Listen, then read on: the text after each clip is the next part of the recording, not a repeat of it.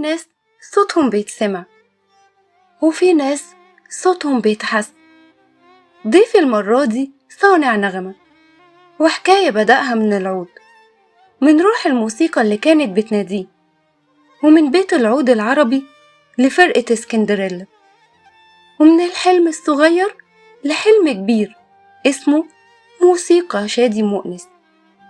موسيقى لمسلسلات دخلت قلوبنا: الفتوة، جزيرة غمام، سوق الكانتو، جودر، الشرنقة، وشباب امرأة، وغيرهم كتير. وكل تتر بيحكي حكاية. شادي مش مجرد موسيقار، ده صانع حكايات وراسم وجدان. شادي مؤنس ضيفي في أولى حلقات حكايات من الزمن الجميل. اسمعوا القصة بنغمتها، بحنينها، وبصوت قلبه. هنركب سوا آلة الزمن ونرجع لورا لزمن ما يتنسيش، واللي طفولة فيها مزيكا وشغب بدأ من وتر العود لحد ما بقى علامة في الموسيقى التصويرية.